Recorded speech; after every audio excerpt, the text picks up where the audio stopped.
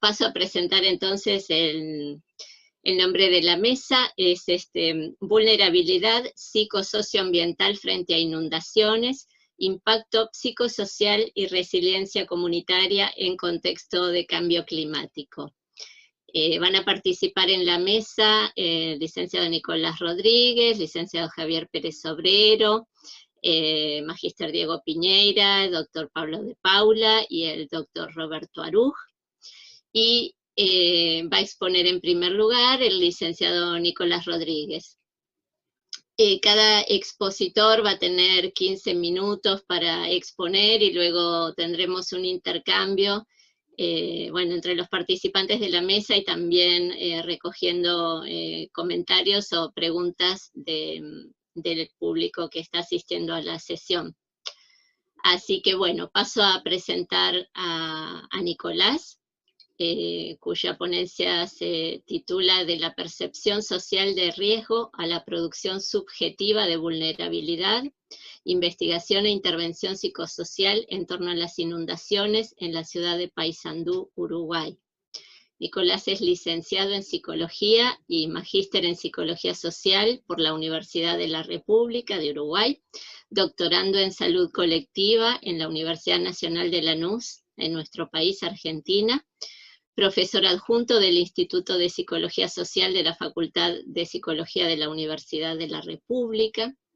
Desde 2012 ha coordinado equipos multidisciplinarios para el abordaje de problemas ambientales en el litoral de la República Oriental del Uruguay, y en particular también ha trabajado en contextos de exposición a agroquímicos y en distintas zonas inundables de Paysandú. Así que bueno, Nicolás, entonces te damos la palabra para que inicies la mesa. Bueno, buenas tardes a todos y a todas. Les agradezco a Yérica y a todo el equipo por la invitación, por dos razones principalmente. Bueno, por empezar a establecer un contacto que a raíz del Congreso pudimos empezar a tener.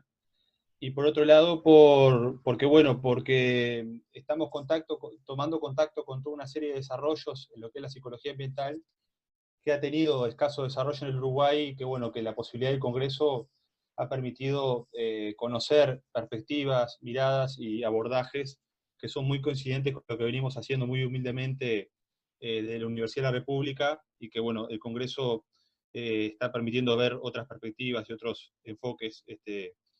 Y por otro lado, en particular la invitación a esta mesa le quería agradecer a Yérica, porque en los desarrollos que ahora voy a comentar, las experiencias argentinas han sido una referencia regional, y estar compartiendo esta mesa en términos de simposio y de pensar un poco el trabajo en el marco de las inundaciones, es para mí y con quienes hemos trabajado un honor, la verdad. Entonces, ese agradecimiento. Voy a compartir pantalla.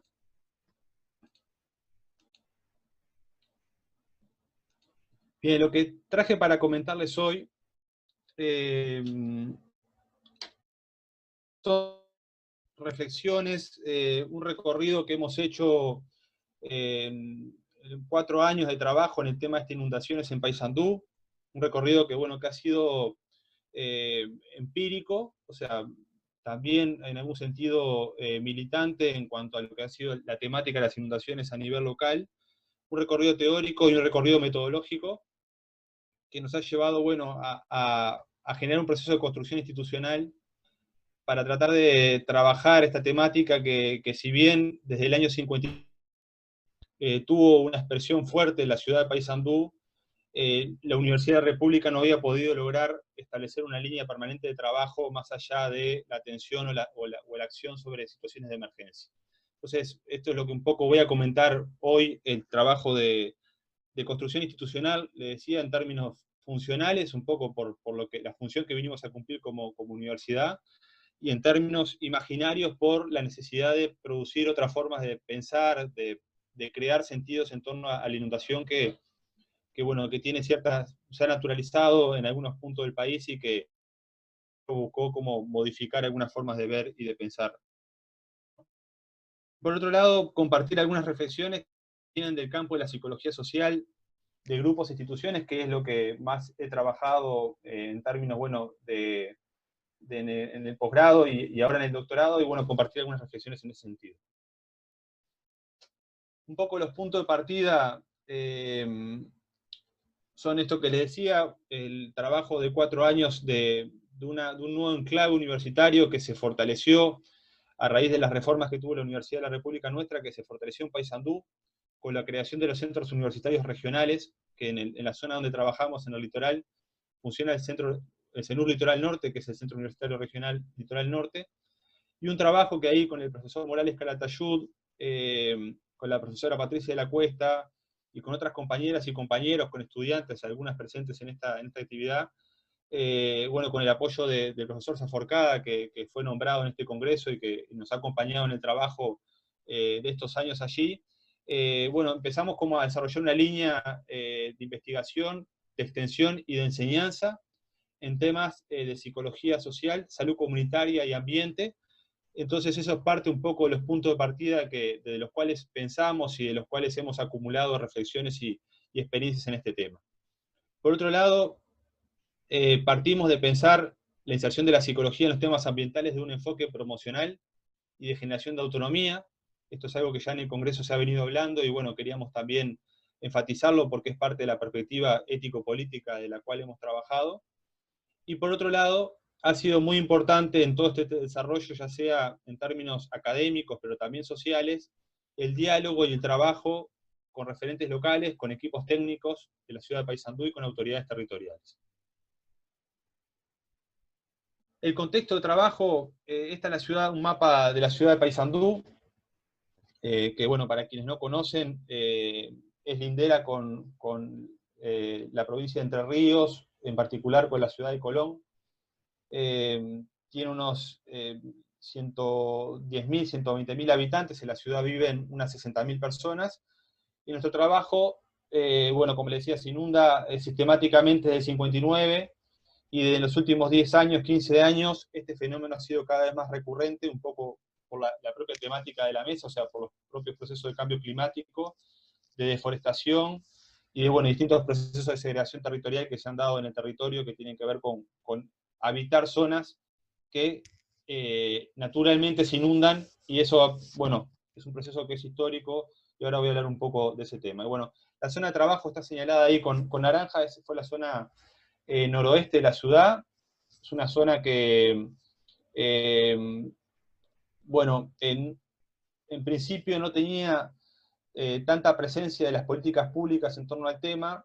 Nosotros estábamos desarrollando algunas experiencias de extensión universitaria y de formación de estudiantes ahí, y a raíz de eso empezamos a trabajar el tema de inundaciones, que era una inquietud que teníamos en el equipo, y en contacto con estudiantes que también estaban preocupados por la temática, empezamos a trabajar en esa zona, que bueno, que básicamente nuclea 2 barrios, que uno es la zona del barrio Curupí, que es donde empezamos a trabajar, y después la zona Nuevo Paysandú, que está lindera ahí con el puente, que, bueno, límite con la República Argentina, que bueno, fueron las 2 zonas de trabajo que hemos tenido experiencias en torno al tema de las inundaciones. Y acá le traía algunos datos de, bueno, de esto que les decía de la recurrencia de los eventos. Las inundaciones empezaron a tener cierta fuerza a partir del año 2009, cuando el río creció 9,18 metros. Fue una de las inundaciones más grandes que tuvo el país después de la inundación del año 59, al igual que la inundación del 2015-2016, que llegó casi, superó esa altura, y por lo abrupto de la crecida del río, desplazó a casi 7.000 personas en ese entonces, ¿no? Luego vieron 2 eventos más, otro en el 2017 y en el 2019, que no llegaron a la altura del río que les decía, pero que tuvieron también un impacto, desplazó entre 3.000 y 4.000 personas ambos eventos. En la zona de trabajo donde nosotros definimos trabajar, nos encontramos con una situación de precarización de las condiciones de vida y de trabajo. Por relevamientos que hicimos en esas zonas, las personas ahí residentes tenían al menos 2 o 3 necesidades básicas y satisfechas, que es un mecanismo de medición, no sé si es el mismo en Argentina, pero bueno, alguna problemática a nivel de vivienda, alguna problemática a nivel de acceso a la energía eléctrica, alguna problemática vinculada a nivel del ambiente, la alimentación. Esto es lo que mide las necesidades básicas aquí en Uruguay, y esa zona tenía esa realidad. Y Y bueno, si bien no es una zona densamente poblada, el impacto de la inundación es muy fuerte por lo que impacta en cuanto a la necesidad de evacuar personas por las condiciones de precarización que les decía, ¿no? Esto que le estoy diciendo nos llevó casi 3 años de procesar información y requirió un trabajo poder caracterizar lo que nosotros llamamos el tipo de exposición al fenómeno ambiental, que, bueno, eso fue un poco de la mano de los trabajos que hicimos de investigación y también de la articulación interdisciplinaria bueno, que es parte del enfoque y de lo que hemos estado también hablando estos días en el Congreso, ¿no? Las referencias teóricas, que es un poco lo que motiva el título de la presentación, eh, hablamos de la percepción social, empezamos haciendo algún estudio vinculado a estudios de percepción social de riesgo, en particular frente al fenómeno de las inundaciones y de las políticas públicas en el barrio de Curupí, que les decía. Esto nos generó ciertas problemáticas en términos teóricos y también prácticos. Lo que estuvimos analizando con el equipo que trabajamos en una primera instancia era que hablar solo de percepción nos quedamos como una cuestión sí estrictamente comprensiva y nos permitía ver qué pasaba, qué punto de vista desarrollaban las personas que eran afectadas por las inundaciones, pero nos quedamos a mitad de camino con la posibilidad de transformar esas realidades y salir de la cuestión netamente descriptiva o interpretativa que la propia enfoque de investigación proponía, ¿no? Entonces ahí empezamos a indagar algunos desarrollos en lo que son los estudios de vulnerabilidad en salud, en particular algunos trabajos que ayer en el conversatorio de ayer estuvimos hablando, provenientes de la salud colectiva, que empiezan a generar una articulación entre los elementos singulares, colectivos y programáticos que se presentan en las situaciones de vulnerabilidad.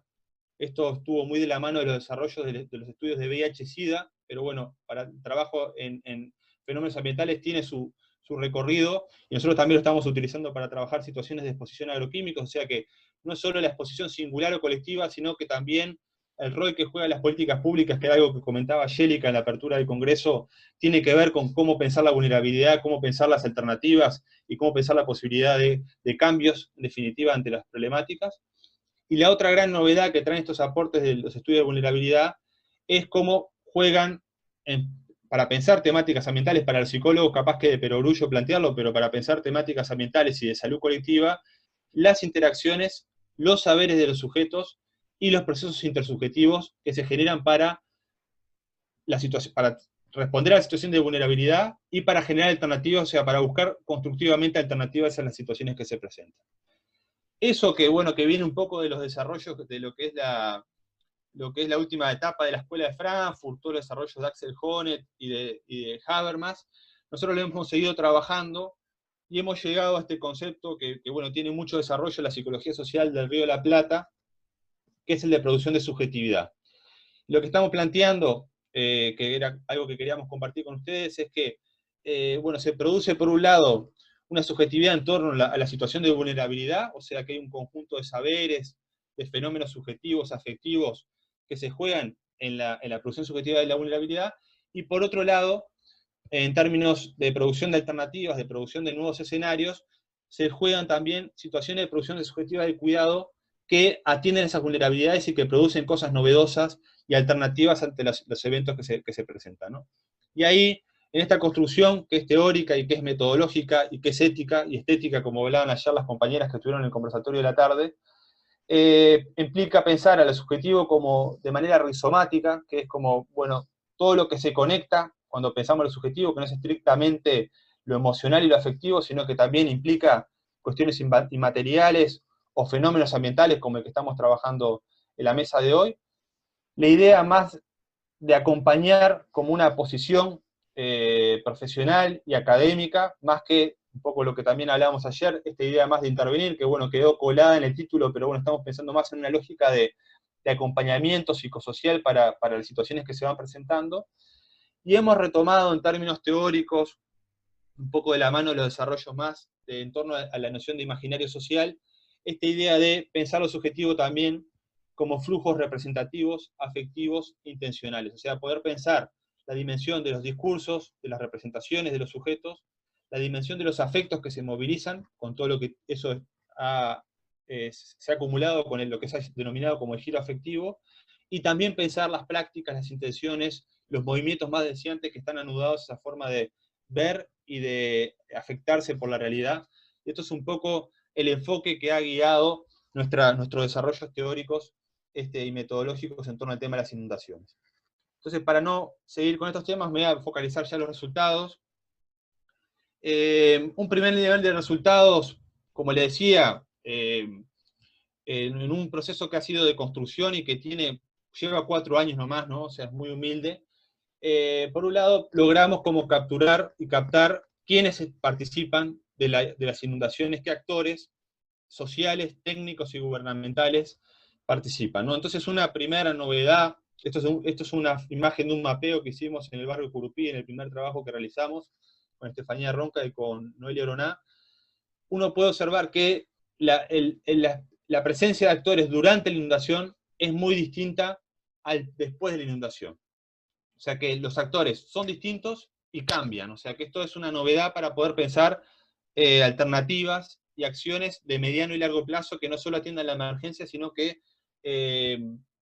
generen nuevas cosas, nuevas realidades para las personas que son afectadas por este fenómeno.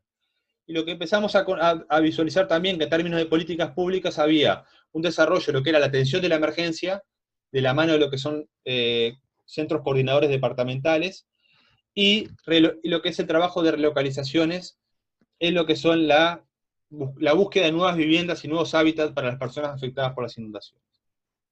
Esto, que parecen, bueno, elementos obvios para un proceso de construcción de trabajo, fue bastante relevante poder identificar que en esta problemática no solo estaban las personas afectadas, sino que había otros actores, como les decía, del campo de las políticas públicas y del mundo técnico que intervenían en esa realidad. Otro nivel de resultados tiene que ver con los discursos y representaciones que se generan en torno a la inundación, que estos varían según el tipo de actor y la intervención que ellos realizan en la realidad.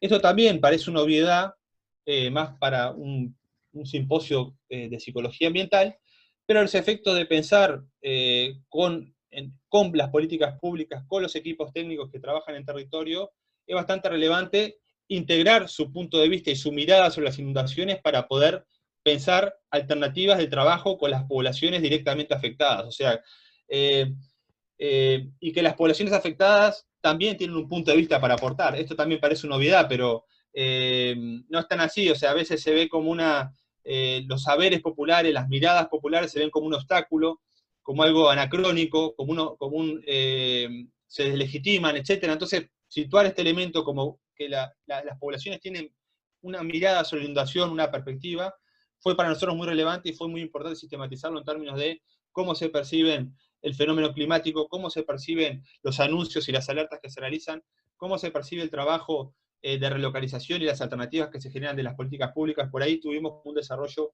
que fue interesante y que tiene que ver con esto de que depende del actor cómo ve el fenómeno, ¿no? Lo segundo que fue bastante relevante para nosotros y nosotras fue el tema de los afectos. Vuelvo a lo mismo. Todo lo que está relatado en la bibliografía internacional vinculado a lo que generan estos eventos previos, durante y post inundación, bueno, surgió nuestro trabajo, ¿no? Todo el tema de las ansiedades, los miedos, bueno, los problemas de violencia, etcétera, de distintas problemáticas que están relatadas en la bibliografía surgen como preocupación, y también surge todo lo que se moviliza en los equipos técnicos y las autoridades que participan, tanto en el evento del desastre como posteriormente en la búsqueda constructiva de soluciones. Y ahí pudimos ver elementos muy, muy interesantes vinculados a lo que tiene que ver con la sobreimplicación en estos fenómenos, lo que tiene que ver con la subestimación o la admiración de las poblaciones al desgaste que generan el trabajo en este tipo de eventos, las tensiones con los grupos. O sea que ahí pudimos también captar todo lo que es el punto de vista técnico y de las políticas públicas vinculadas a este tema. Y por último, el plano más de las prácticas, de las intenciones, de las conductas, que, bueno, por ahí planteábamos que todos los fenómenos de precarización laboral, tanto en las poblaciones afectadas por estos fenómenos, como también en los equipos técnicos que trabajan, los procesos de comunicación de riesgo y el arraigo local, sobre todo en las poblaciones con las cuales trabajamos, aparecen como elementos determinantes de las prácticas que se desarrollan ya sea durante la emergencia o luego en los fenómenos de relocalizaciones que han sido varios en los últimos 15 años del país. Y el último nivel de resultados que les quería compartir es una agenda de trabajo, que esto es parte de los resultados de la última investigación que hicimos,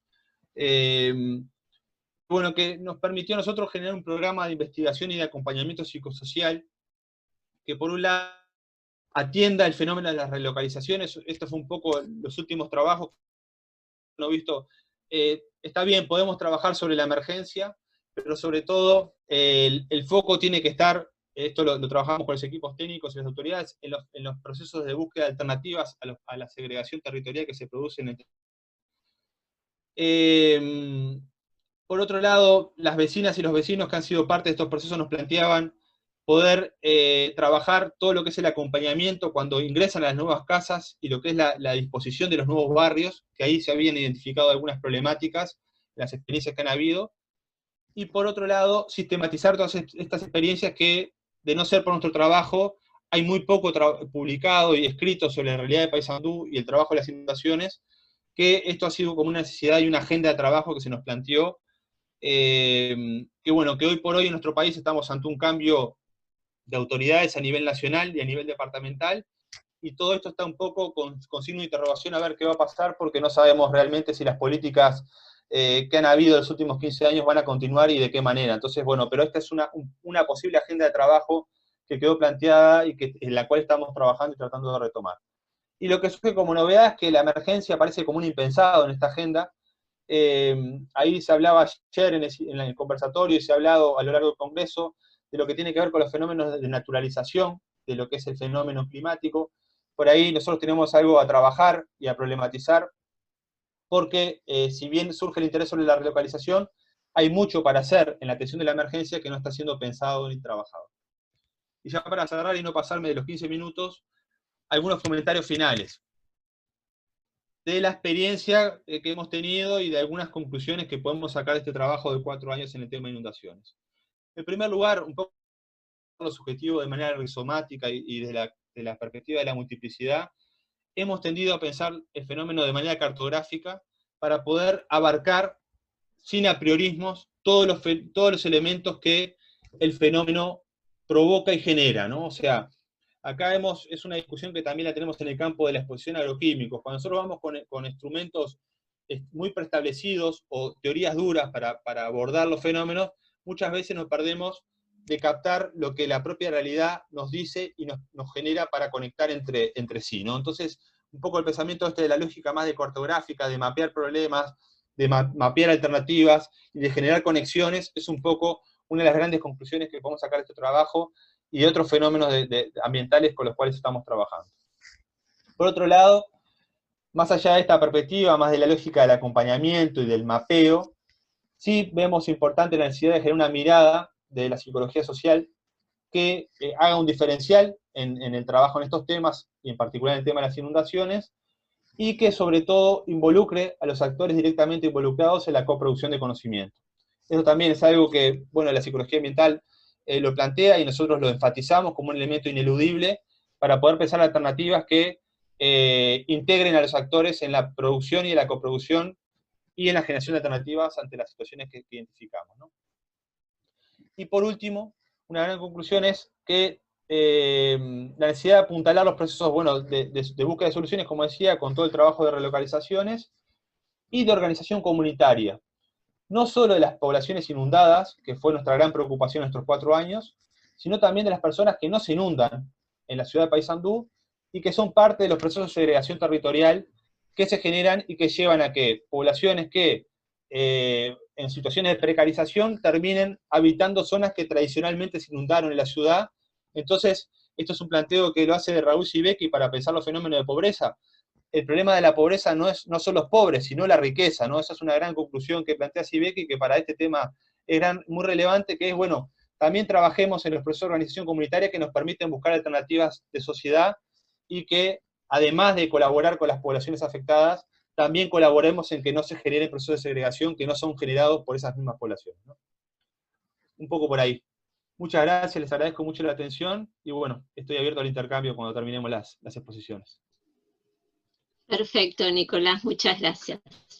Bueno, también invitamos a quienes quieran y quienes les permita su conectividad, tener las cámaras encendidas, sobre todo en los pases entre expositores para dar una mayor sensación de comunidad. Y bueno, paso a presentar entonces el segundo trabajo. Va a presentar el licenciado Javier Pérez Sobrero. El título del trabajo es Percepción del impacto de las inundaciones sobre la salud integral de comunidades vulneradas de la cuenca Matanza-Riachuelo, resiliencia y políticas públicas frente al cambio climático. Javier es licenciado en Psicología por la UBA, con maestría en Paisaje, Medio Ambiente y Ciudad de la Facultad de Arquitectura y Urbanismo de la Universidad Nacional de La Plata. Es docente de la Cátedra 1 de Salud Pública y Salud Mental de la Facultad de Psicología de la UBA y de otras carreras de grado. Es docente de posgrado en la Diplomatura en Salud Comunitaria en la Universidad Favaloro. Javier, te dejo la presentación. Bueno, ¿qué tal? Buenas tardes. Bien, voy a compartir pantalla empezando por pedir disculpas porque tengo mal la primera diapositiva y el título es distinto, pero es esa la presentación. A ver.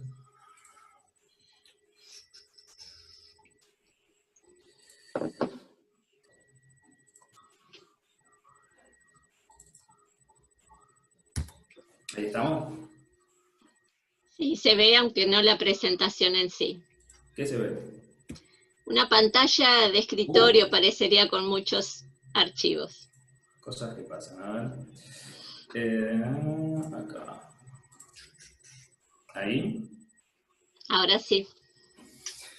Bueno, en principio, nada, yo estoy un poco en representación de un equipo muchísimo más grande, como podrán ver ahí somos un montón de personas, básicamente nucleadas, digamos, en la Cátedra 1 de Salud Pública y Salud Mental de la Facultad de Psicología, y también de la Dirección de Salud y Educación Ambiental de la Autoridad de la Cuenca Matanza-Riachuelo, que es el organismo adoptante, en este caso de un proyecto que estamos comenzando un poco con delay por temas de pandemia este año.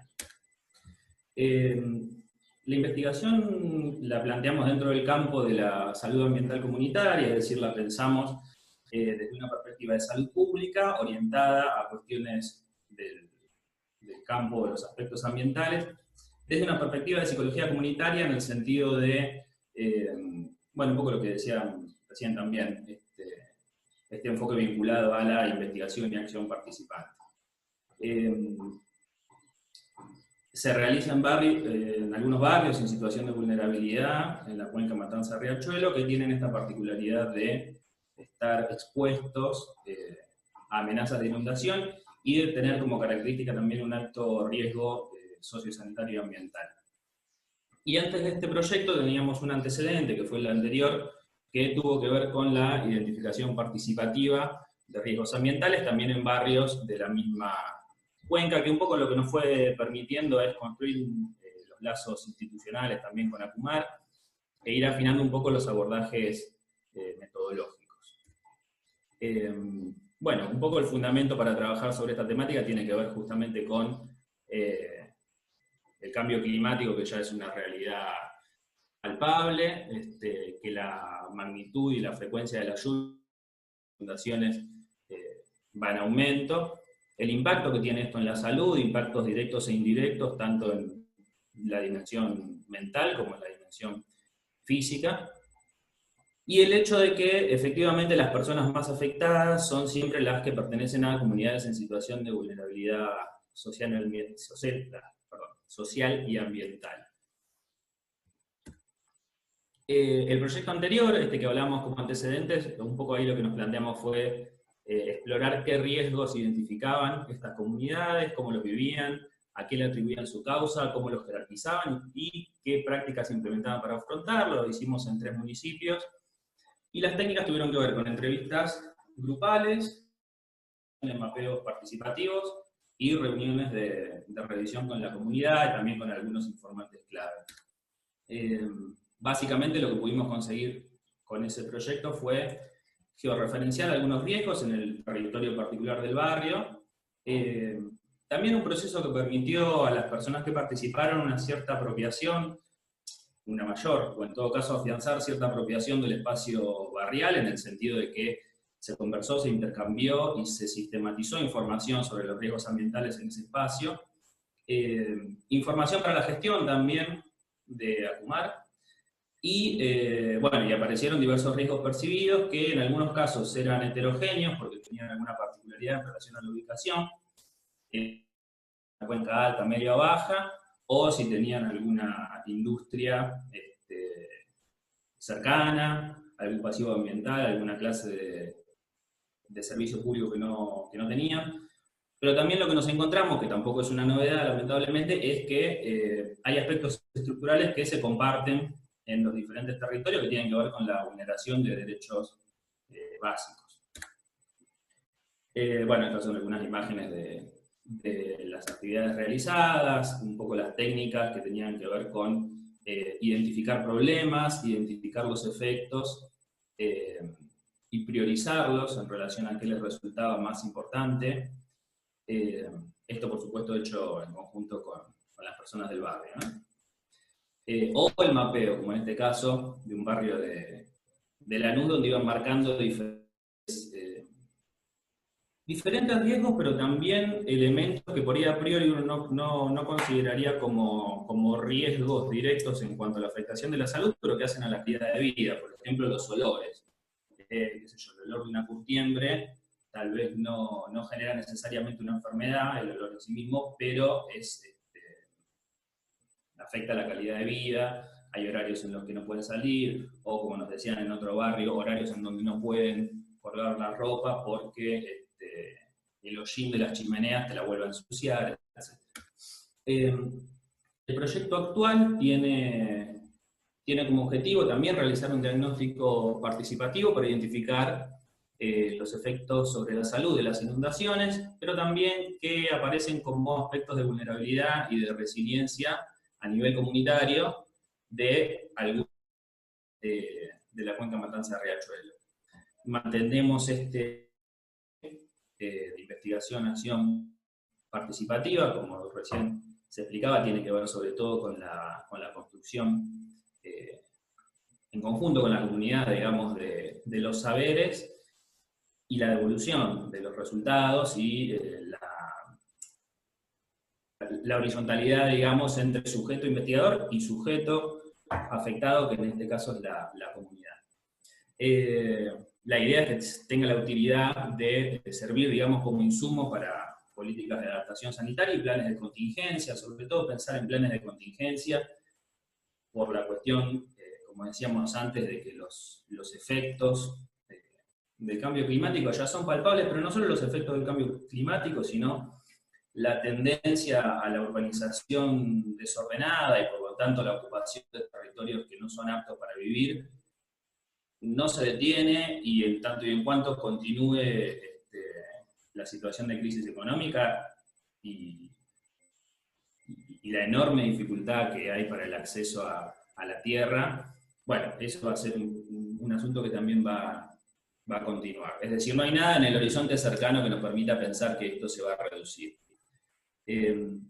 Y por otro lado, no olvidándonos de lo que entendemos que resulta una responsabilidad irrenunciable del Estado, en el sentido de que es el responsable primero de generar los planes de adaptación, mitigación y gestión del riesgo, pero entender también que estos planes tienen que ser incorporados a las particularidades de la vida cotidiana de las comunidades, que en algunos casos, por tener algunas características compartidas, digamos, podemos encontrar elementos comunes, pero a veces tienen especificidades de cada barrio, ¿no? Una cuestión meramente descriptiva del territorio de la cuenca Matanza-Riachuelo es ese que ven en el mapita. Es una superficie muy grande, tiene una cuenca alta, media y baja con características diferentes, pero en todo caso una particularidad de este territorio es que tenemos un 25% de población en urbanizaciones emergentes, urbanizaciones populares, no planificadas, que en general están hechas sobre terrenos que las personas no poseen legalmente, con materiales constructivos de baja calidad, y muchísimas veces ubicadas justamente al borde de arroyos, que al ser arroyos urbanos además suelen ser arroyos contaminados y a veces de muy poco caudal, y que en un territorio como la Pampa nuestra tienen muy poca pendiente, entonces todo eso hace que sean muy fácilmente desbordables y que además cuando desbordan aguas contaminadas o con basura. Bueno, y en algunas partes de la cuenca un nivel alto de erradicación industrial. Estas son un poco las condiciones de vida en estos espacios, digamos, la mala calidad constructiva de la vivienda, que no solamente es un problema en sí mismo, sino que, digamos, multiplica la vulnerabilidad al momento de sufrir las inundaciones, porque una casa de mala calidad se destruye mucho más fácilmente, o cuando, por ejemplo, el agua baja, retiene humedad, aumenta los riesgos de enfermedades respiratorias, etc., ¿no?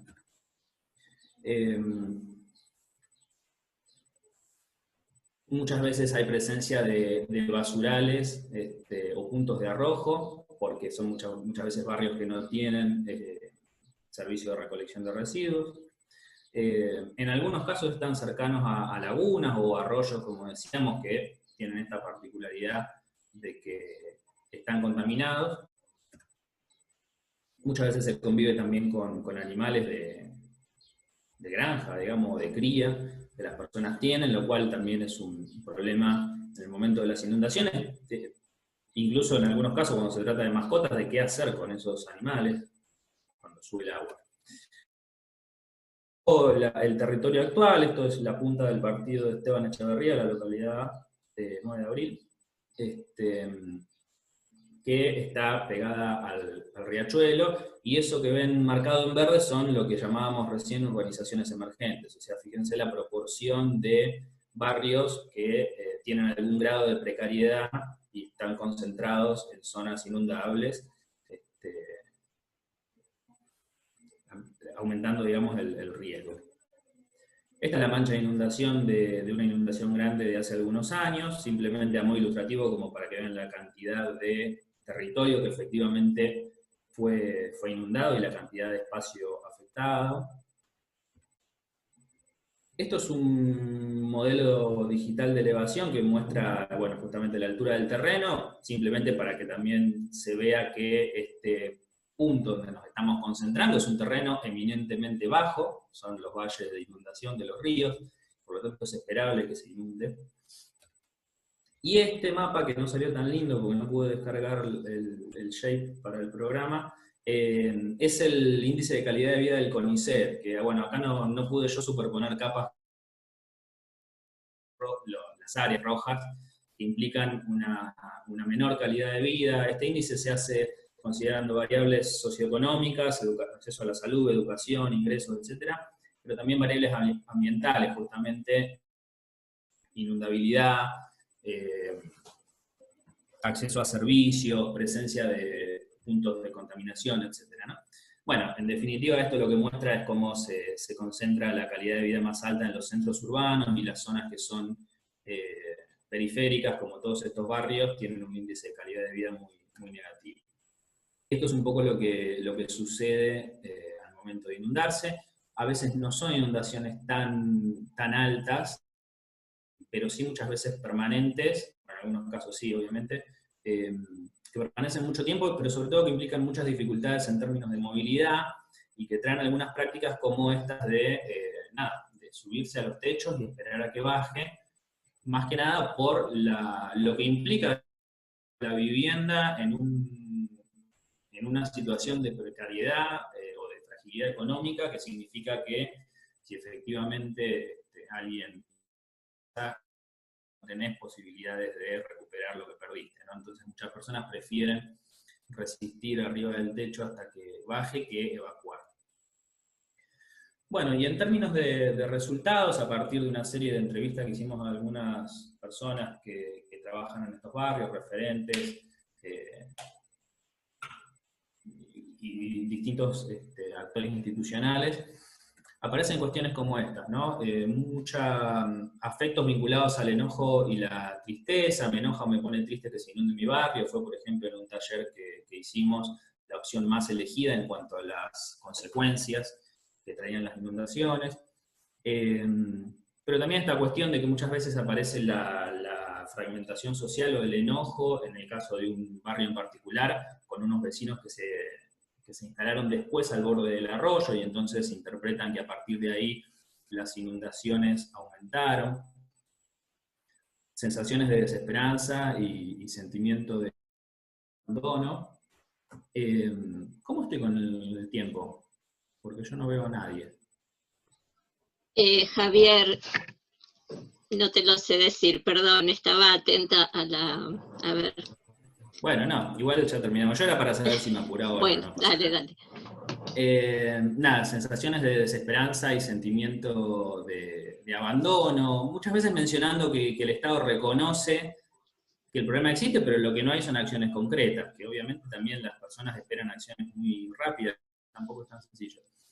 Sobre todo la cuestión de la angustia y de la incertidumbre, es decir, a la incertidumbre por ahí regular de algunas situaciones de vida, se suma esto de no saber cuándo se van a inundar, cómo se va a solucionar, ni cuánto tiempo va a durar, ni cuáles van a ser las consecuencias de esa inundación. Las cuestiones vinculadas al estrés que genera esto, de la necesidad de estar permanentemente en alerta. Después impactos que tienen más que ver con la salud física, bueno, fallecimientos a veces por electrocución, hipotermia, problemas en la piel por el contacto con el agua contaminada, o si la inundación es en invierno, el frío por estar arriba del techo. Bueno, como decíamos antes, empeoramiento de problemas respiratorios. Y características, digamos, que hacen a la vulnerabilidad de estas comunidades. Por un lado, la ubicación geográfica, o sea, no olvidarse que son zonas bajas, cercanas a arroyos contaminados, y que entonces necesariamente las inundaciones de manera regular. Incluso en zonas rurales, porque aparece la cuestión de los químicos que se usa para fumigar, y el agua que trae el arroyo es agua que se escurre por esos campos. La cuestión del acceso, es decir, es habitual que cuando hay alguna clase de inundación, obviamente no acceden los colectivos, no te acerca ningún taxi ni ningún remis, y también tiene dificultades para acceder a una ambulancia, por ejemplo. Bueno, la ocupación del suelo no planificada, que como decíamos antes, a veces genera que se interprete que esa ocupación de algún vecino reciente es la causante de las inundaciones, lo cual obviamente no ayuda a la cohesión social. La falta de acceso a servicios básicos, hay cuestiones que tienen que ver con la luz, que además la luz se tiene que cortar durante una inundación, que después, por lo que dicen algunos actores estatales, digamos, es muy difícil que restablezcan el servicio, piensan que también cuando no hay luz, no hay donde cargar los celulares, es decir, uno se queda completamente incomunicado. La cuestión de la inseguridad, muchas personas no quieren irse porque tienen miedo que les roben lo que tienen. Y después las dificultades que en algunos puntos trae la coordinación entre jurisdicciones, porque son por ahí barrios que están en el límite entre dos distritos y que a la vez dependen, o las acciones de contingencia se llevan a cabo por una agencia provincial. Entonces, bueno, todo esto genera menos eficacia en la respuesta. Y lo que aparece siempre como gran aspecto resiliente, digamos, tiene que ver con la colaboración y los vínculos, ¿no? Que son un poco a veces existentes, a veces contradictorios, pero básicamente lo que aparece como aspecto que mitiga un poco las consecuencias tiene que ver con esto, con la colaboración entre los habitantes del barrio, por un lado, pero también a veces en algunos casos particularmente, con la disponibilidad y la presencia de personas de distintas instituciones del Estado, ¿no? Javier, ahora sí creo que tenés que ir cerrando. Bien. Bien, no, simplemente algunos comentarios finales. Reconocer entonces la enorme angustia, digamos, de tener una situación como esta para una persona, una familia que ya está en situación de vulnerabilidad, que acumulan estas mismas poblaciones un montón de vulneraciones juntas, que la inundación funciona como una amenaza extra, y que evidentemente el gran recurso con el que cuentan es la organización real o potencial en el barrio, que hay que cuidar que en todo caso no se vea amenazada por diferencias que a veces son político-partidarias o a veces son simplemente parte de la fragmentación social entre diferentes partes del barrio. Y tener en cuenta, como decíamos antes, y también decía el expositor anterior, los saberes y las prácticas que esa comunidad ya pone en juego cuando se inundan, y yo por lo menos me quedo sobre todo con esto de la negativa de abandonar las viviendas, digo, pensando en términos de políticas públicas, y desde esta perspectiva, uno no puede condenar esa negativa como una respuesta sencillamente inadecuada o algo que hay que cambiar, es decir, es perfectamente comprensible que alguien que tiene miedo de perder lo que tiene y que no tiene mucho y que sabe que le va a costar muchísimo recuperarlo, es comprensible que se niegue a abandonar las viviendas. Por supuesto, hay situaciones de distinta gravedad que pueden ameritar una evacuación, pero digamos, la actitud en términos de quien ejecuta esas políticas no puede ser desmerecer esta práctica, porque evidentemente es una práctica con la que están enfrentando una serie de amenazas que no empiezan ni terminan con la inundación. Y también por ahí pensar un poco esto, profundizar un poco el análisis de las causas de las inundaciones, también para que se comprenda que algunas cuestiones son estructurales, las cuestiones geográficas, por ejemplo, y bueno, eso va a implicar necesariamente la recurrencia de este problema. Bien.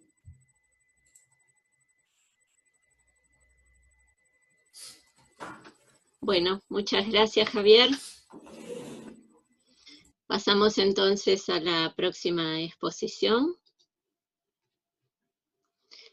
Se llama Experiencias del Programa Latinoamericano MOVIAF, Mochila, Baliza Identificatoria, Ayuda a Flotabilidad para la Protección de Comunidades Afectadas por Inundaciones Urbanas. Autores Diego Piñeiro y doctor Pablo de Paula. Diego Piñeiro es magíster en Psicología Cognitiva de la UBA, subsecretario de Vinculación Tecnológica de la Facultad del Ejército de la Universidad de la Defensa Nacional, UNDEF, investigador, docente, tecnólogo de la UBA y UNDEF, docente en Metodología de Investigación de la UBA y director del programa MOVIAF, Mochila, Baliza Identificatoria de Ayuda a la Flotabilidad. El doctor Pablo de Paula es doctor en Psicología de la UBA, magíster en Psicología Organizacional con Orientación General de la UAI, Universidad Abierta Interamericana, especialista en Psicología Social con Orientación en Emergencia y Catástrofe del Colegio de Psicólogos de la Provincia de Buenos Aires, y licenciado en Psicología de la UAI, es investigador asistente del CONICET, trabaja también en la Universidad de la Defensa Nacional, en el Centro de Investigaciones Sociales y Humanas para la Defensa, unidad asociada al CONICET, es jefe de trabajos prácticos regular de la Cátedra Gestión de los Servicios de Enfermería de Emergencia y Trauma. Bueno, entre otras inserciones profesionales múltiples, que para no extendernos, paso a darle la palabra a ¿quién va a exponer? ¿Diego o Pablo? No sé, a los expositores. Muy bien. Bueno, antes que todo, Yélica, te quería dar las gracias. Bueno, por una cuestión de practicidad expositiva, voy a exponer yo, pero cualquier pregunta, también está acá mi amigo y colega, el doctor Pablo de Paula, que también, bueno, pueden consultar con él, ¿sí? Bueno, también aprovecho para felicitarlos. La verdad que las exposiciones de Nicolás y Javier fueron muy claras y sirven, porque de alguna forma uno ve que, bueno, lo que pasa en un lugar se replica en otro, yo iba notando y veía, bueno, los puntos enormes de coincidencia, a pesar de las latitudes geográficas diferentes, ¿sí? Así que, bueno, vamos a compartir pantalla y les voy a ir contando. Bueno, díganme ustedes si se ve. Ahí te voy a buscar. Sí, Diego. Sí. Bueno, Muy bien. la idea es entonces contarles brevemente algunas de las experiencias de este programa latinoamericano Moviaf. El nombre del programa lo lleva uno de los desarrollos, que es la mochila baliza de ayuda a la flotabilidad, que digamos ha tenido como mucho, de alguna forma, mucha visibilidad. La verdad que de muchas cosas y muchos desarrollos que hicimos en el Centro de Investigaciones Sociales y Humanas para la Defensa, que es donde trabajamos con Pablo, quizás a veces, digamos, algunas cuestiones que son más abstractas, que tienen que ver más con nuestros saberes de la sociología y la psicología, uno las transmite y llega a cierto público, pero con las cosas más concretas, como cuando vos mostrás un dispositivo, una mochila, tenemos otra llegada por ahí a, digamos, otro sector más amplio, otro segmento más amplio del grupo con el que nos interesa trabajar. Particularmente a nosotros nos interesan los rescatistas y la comunidad, y esto nos permitió de alguna forma, bueno, poder vincularnos mejor. Así que esa es un poco la explicación de por qué le pusimos el nombre del programa Moviaf, más allá de que el abordaje es interdisciplinario y trabajamos mucho, y sobre todo con el tema de la salud mental. ¿Sí? Bueno, un poco las preguntas que guían a nuestro centro de investigación, donde trabajamos distintas líneas de investigación, aunque muy fuerte en lo que es gestión de riesgos. ¿Sí? Pero un poco hemos partido de preocuparnos, digamos, por la salud mental de la comunidad en general, y particularmente en la de los rescatistas, que muchas veces son como los grandes olvidados, porque no se trabaja mucho desde nuestra, por lo menos desde nuestra mirada, para el cuidado de la salud mental de esta población, donde distintas investigaciones indican que tienen una incidencia de trastornos de ansiedad por encima, significativamente por encima del valor que tiene la población normal. Bueno, les cuento un poco cómo es la historia, cómo arrancamos con esto. En principio, en 2014, nos convocaron para trabajar en el pueblo del Rodeo, en la provincia de Catamarca, Argentina. Digamos, es una ciudad, un pueblo de 10.000 habitantes, se dedica al turismo principalmente, y nunca había tenido ningún tipo de problemas con inundaciones. Hasta el 2014, donde hubo una tormenta, cuenta la gente del lugar como nunca, donde el río creció repentinamente y se produjo un huaico que arrastró piedras de hasta 4 toneladas, arrastró, digamos, con puentes, casas, autos.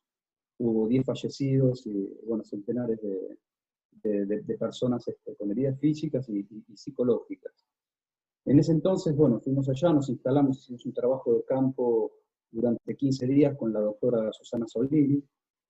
Trabajamos con asistentes sociales que nos brindó la Universidad de Catamarca, y hicimos todo un relevamiento, caminando casa por casa, haciendo encuestas, después haciendo focus group, porque armamos talleres barriales para que se acercaran las personas y que nos contaran un poco de la experiencia que habían tenido y cómo estaban viviendo. Un poco lo que salía, para resumir, es, bueno, como comentaba Javier, el tema de la angustia, de la falta de predictibilidad, ¿no? El miedo a que vuelva a haber otro evento, porque no había registro de esto en la comunidad.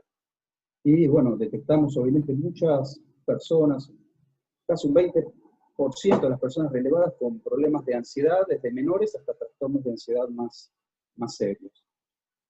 Quizás, bueno, de las muchas cosas que pudimos haber trabajado ahí, porque hicimos talleres grupales para explicarle a la gente, bueno, de qué se trata la ansiedad, cómo trabajarla, les enseñamos técnicas de relajación. Después hicimos talleres más específicos para los psicólogos del lugar, brindándoles técnicas cognitivo-conductuales para hacer tratamientos breves y específicos para tratar, bueno, justamente estos trastornos. Ayudamos a armar un plan de contingencia que no lo tenían. De hecho, si bien en Argentina, ya para esa época, había una comisión de gestión de riesgo en la que se trataban y se armaron, bueno, mapas cartográficos de ayuda a la toma de decisiones para sobrellevar, digamos, estas situaciones, pero la realidad es que nuestro país, digamos, tiene un desarrollo asimétrico, y en muchos lugares del interior, como puede ser Catamarca, no tenían mucha idea de todos los desarrollos que veníamos armando en Buenos Aires, o que de la parte del Estado se venía armando. De hecho, el municipio tenía una computadora y ni siquiera andaba internet, así que difícilmente pudieran acceder a ese tipo de tecnología, y el sistema de alerta temprana que tenían es un hombre que bajó a caballo desde la parte más alta del río para avisar que se venía se venían las piedras con el agua. Por eso que uno tiene que también tener en cuenta a la hora de trabajar, bueno, particularidades del lugar, y como decía Nicolás, también, bueno, rescatar los saberes populares, porque si uno no los integra y no les da participación, difícilmente ese plan de contingencia puede. De hecho, ya llegamos 6 meses después que ocurrió este evento, habían estado trabajando con algunos psicólogos locales y otras autoridades, y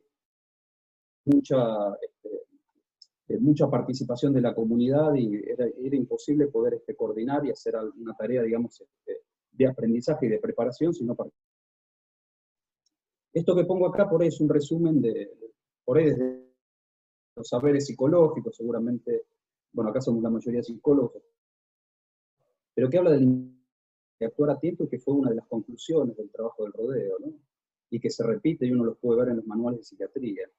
Los primeros síntomas de ansiedad, uno puede tener problemas para dormir, pero si uno no lo trata inmediatamente, eso puede en cuestión de semanas empezar a tener problemas parecidos a lo que son ataques de pánico, o tener algún tipo de fobia, que si no la trata en el momento y la deja estar, eso se puede convertir fácilmente en una agorafobia, va a salir, y por ahí se queda la gente encerrada en la calle.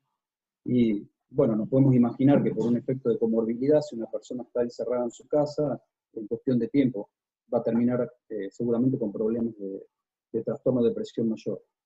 Este recorrido tiene un circuito, una ventana temporal de 6 meses, por eso que insistimos a las autoridades de la comunidad en tratar de hacer una intervención en el momento para evitar justamente esta cadena de sintomatología, porque si esto se corta a tiempo, se evita justamente llegar a digamos, una enfermedad tan complicada como puede ser el trastorno de depresión mayor. Y además, bueno, tomar medidas desde el Estado, porque si uno espera que la comunidad se acerque al psicólogo o al hospital, de nuevo, tenemos que tener en claro que las realidades son muy diferentes. Una cosa es en Buenos Aires, en Capital, donde ir al psicólogo es, qué sé yo, es como moneda corriente, pero en el interior del país y en otras ciudades de Latinoamérica todavía no tienen esa cultura, y casi que ir al psicólogo es sinónimo de ir al loquero, y la gente le escapa, va cuando ya está muy mal, si no, casi que ni va. Y ni va a hablar de los rescatistas, que tienen como cierta aprensión a pedir ayuda, ¿no? Bueno, para entonces habíamos también empezado a investigar sobre el fenómeno de la inundación de La Plata, que ocurrió en 2013, tuvimos 89 muertes oficiales en ese momento, y una de las cosas que nos llamó la atención es, bueno, que justamente los fallecidos, la población de fallecidos, eran los mayores, o sea, se morían los viejos. Haciendo un relevamiento a las víctimas de arriba de 60, 70 años. Y claro, nos dimos cuenta cuando salieron con el agua hasta el cuello, por la cintura, no les da la fuerza para caminar, los arrastró el agua y murieron ahogados o golpeados. Ahí es donde surgió la primera idea de armar digamos, algo que pueda brindar una ayuda más allá de lo psicológico, una ayuda material que ayude justamente a disminuir o aumentar la sensación de control, que es fundamental para disminuir la angustia y bajar el nivel de estrés. Esto que están viendo acá, bueno, es un prototipo de la mochila baliza identificatoria, que les contaba.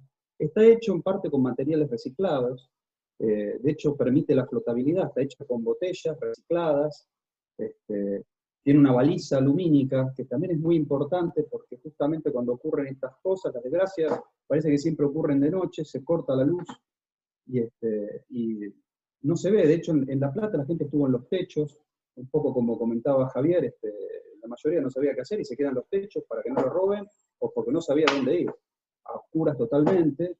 Y recién Defensa Civil pudo ir al otro día con las primeras luces del día porque no sabía dónde llegar. Por eso es que, bueno, se nos ocurrió armar esto, donde tenemos una baliza lumínica que se carga con un cargador de celular, que la pueden armar los chicos en los colegios, muy fácil de hacer. Reciclamos parte de los residuos y nos sirve, digamos, para tener algo práctico y que puedan ubicarlos, digamos, si se corta la luz, esa persona sea fácilmente ubicada, ¿no? La mochila también cuenta con una linga que te permite conectarte a otro, entonces si salen, no sé, 2 o 3 personas de una familia, al estar atados es difícil que el agua arrastre alguno de ellos, como ha pasado en La Plata y como ha pasado en el rodeo. Y, bueno, acá ven algunas fotos de algunos centros, más que algunos centros, bueno, pusimos algunos banners y pusimos algunos tachos en colegios y universidades para implicar a la comunidad y para que participen reciclando, contándoles qué hacíamos con eso, para darle un sentido, porque también está bueno que vean que, bueno, no solo cuidan el planeta, sino que además hacemos algo para ayudar a la comunidad. A partir de acá, bueno, surgió la idea de armar una red latinoamericana, para poder compartir los saberes y para poder, de alguna forma, potenciar los propios y los ajenos. ¿Sí? Las áreas de trabajo no solo tienen que ver, como digo, con la psicología, porque, bueno, empezamos viendo esto de armar talleres comunitarios, de brindar preparación para los psicólogos. También trabajamos, como decía Nicolás, con cartografía, pero con cartografía muy simple. Y acá vale el consejo, porque ustedes de Google Earth, entrás que es libre, podés bajar y armar rápidamente un GIS, un sistema de información georreferenciado, que de hecho en el rodeo trabajamos con eso, armando mapas del lugar, armando los centros de evacuados donde tenían que estar, cuáles eran los caminos que tenían que hacer, tomamos los tiempos, dónde había que poner iluminación de emergencias. Y nos sirvió para justamente poder hacer un trabajo realmente mancomunado con la comunidad, porque nos juntamos en un galpón con los vecinos, con los expertos, los bomberos, la gente de defensa civil, de hospitales, o sea, todos los actores implicados en lo que es la gestión de riesgo, y cada uno aportaba.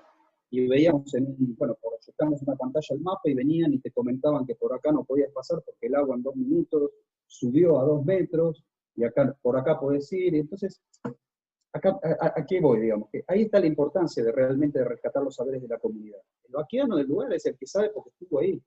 Entonces el hidrólogo que venía con fotos satelitales y demás, no tenía esa información. Combinando las dos pudimos armar realmente un sistema un plan de contingencia a la medida del municipio. Bueno, ¿cuáles son los objetivos del programa?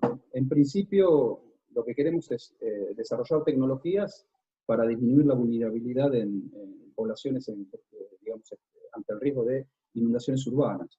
Intercambiar experiencias con profesionales, digamos, de otras latitudes, rescatar los saberes de otras comunidades y ayudar para armar los planes de contingencia, y brindar capacitaciones tanto en salud mental, tanto a las víctimas como a los rescatistas, que, como decía, bueno, es una población que está un poco olvidada. El primer trabajo, o el segundo trabajo que hicimos ya internacionalmente, bueno, estuvimos en Bolivia, en la ciudad de Tarija. En verdad estuve en Sucre, estuve 2 semanas trabajando con la gente de la Universidad de Chuquisaca. Fue un poco accidental, porque en aquel momento fui para dar unos cursos de metodología de la investigación, pero al saber que estaba implicado en estos temas, me dijeron, ¿por qué no armamos unas jornadas para capacitar rescatistas y de paso puedes hacer algo de investigación? Porque esa es un poco la idea, ¿no? Damos algo, pero también nos nutrimos un poco de las experiencias y hacemos investigación. Acá no es una inundación, pero bueno, tiene que ver con la gestión de riesgo y los problemas mentales, de salud mental de las catástrofes son similares, ¿no? La angustia, el estrés, la falta de predicción es lo mismo, ¿no? Un año después fuimos para Perú y estuvimos trabajando en la localidad de Chosica, que tuvo una inundación muy importante, en verdad. Tuvieron concretamente lo que se llama un huaico, que es crecida de un río con arrastre de piedras y lodo. En este caso hubo un centenar de muertos. Fue gravísimo, esto arrastró, bueno, casas, autos, pero sobre todo, bueno, las pérdidas de vidas humanas. En el 2017, 100 personas, arriba de 100 personas. Acá trabajamos, hicimos un congreso durante 3 días, trabajamos con los rescatistas, bueno, hicimos algo similar a lo del rodeo, aprovechando también un poco las posibilidades que tenían. Ellos tenían en la facultad de la Universidad Nacional de Educación, tiene una carrera que es Industria Textil, y bueno, fuimos allá y les enseñamos cómo hacer los chalecos, Y lo lindo de esto fue que hubo un intercambio, porque también nos ayudaron a ver algunas cosas de las posturas, así que realmente hubo una vinculación tecnológica y un intercambio de saberes.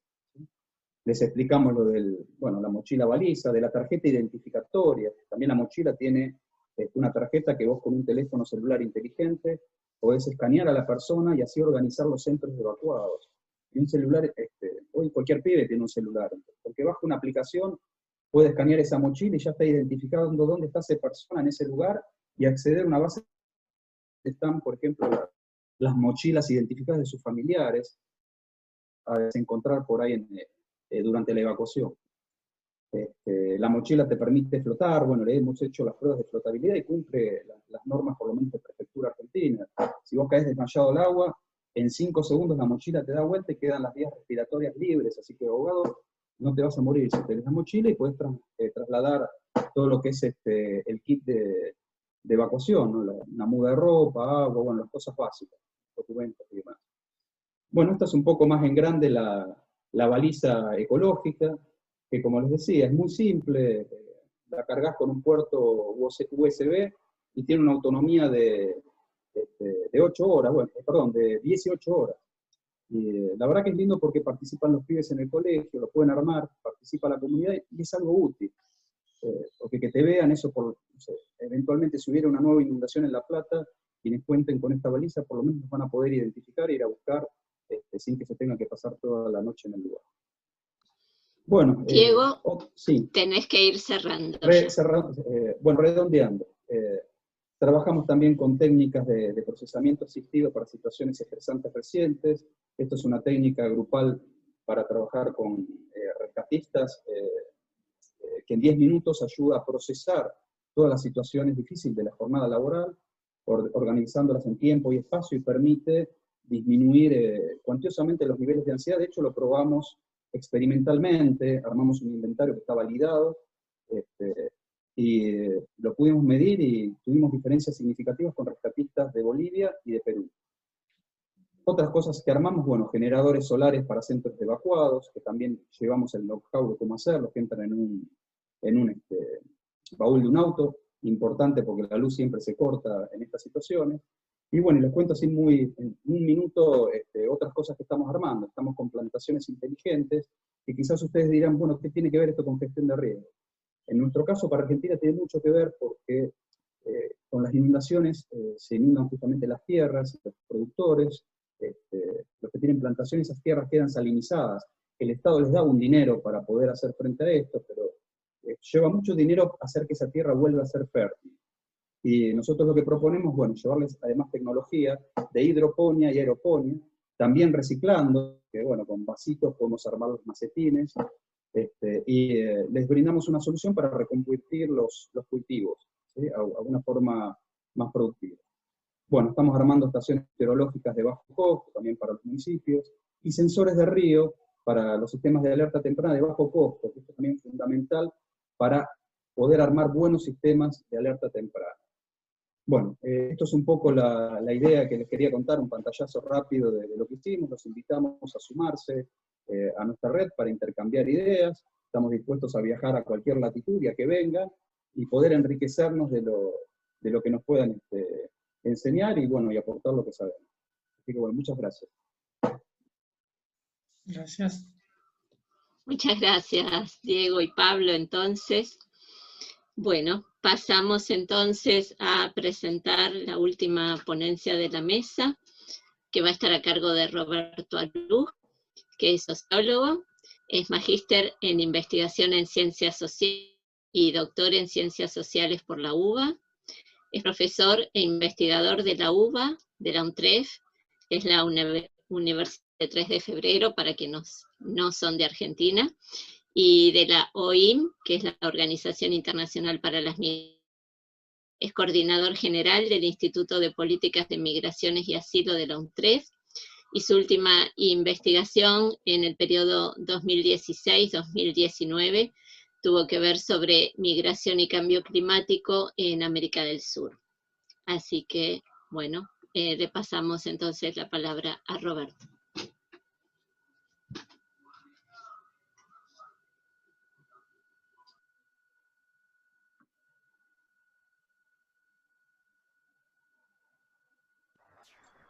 Hola, ahora sí. Buenas tardes a todos y a todas. Quisiera agradecer a los organizadores de este encuentro y del Congreso por la invitación y felicitarlos por la iniciativa. Realmente este tipo de encuentros nos permite intercambiar información, saber qué estamos haciendo. Somos muchos los que trabajamos, aunque no sabemos en general dónde estamos parados muchas veces frente a este tipo de investigaciones, ¿no? Entonces, este tipo de encuentros nos permite, bueno, conectarnos de alguna manera y empezar a continuar, en realidad, trabajando un tema tan importante como es el que tiene que ver con el cambio climático y los efectos del cambio climático en diferentes áreas de nuestra vida cotidiana. Los cambios ambientales y climáticos afectan, o sea, podemos decir en esta época, afirmar que afectan a la población humana en su totalidad a través de la intensificación y el aumento de eventos climáticos extremos, poniendo en riesgo el bienestar físico y psíquico de las poblaciones en general. Entre sus consecuencias se encuentran los conflictos psicosociales, los conflictos personales, familiares, comunales, producto de las pérdidas en general, los miedos, las broncas, las crisis, las frustraciones, la inseguridad, la angustia, la depresión y la impotencia, entre otras reacciones generadas en la población, en las poblaciones afectadas, producto de estos eventos climáticos extremos. Frente a estos eventos críticos, una de las respuestas por parte de dicha población es el desplazamiento temporal o permanente hacia espacios más seguros, que se manifiesta como movilidad forzada, lo que a su vez impacta, por un lado, en el ordenamiento territorial, en el uso y en la distribución de los recursos, en el manejo de las cuencas hídricas, en los suelos productivos y en las áreas de bosques. Y por el otro lado, las mundiales, regionales, nacionales, en materia de población, en torno a la economía, a la cultura, a la salud, a la educación, a la vivienda, planteando un reto sustantivo a los gobiernos locales como primeros responsables de gestionar medidas para disminuir la exposición y el riesgo humano ante fenómenos climáticos extremos. Es claro que desde hace un tiempo la naturaleza nos envía señales muy claras para llamarnos la atención a los seres humanos sobre nuestro comportamiento, el cual afecta al ambiente con nuestras acciones cotidianas. Más allá de las controversias, los debates y algunas posturas políticas, sin duda la falta de atención y los problemas generados en torno a nuestro accionar están produciendo un cambio en el clima del planeta que afecta a todos los seres humanos de nuestra única casa. La alteración es reconocida tanto como causa como consecuencia de los movimientos poblacionales. Es una causa cuando las personas pueden alcanzar más una vida segura en sus tierras y son obligadas a desplazarse sin tener otra alternativa. Es una consecuencia cuando la degradación ambiental resulta de un movimiento masivo de personas tanto en las zonas de expulsión como en las zonas de recepción. En realidad, tendríamos que pensar frente al incremento de la lluvia, de los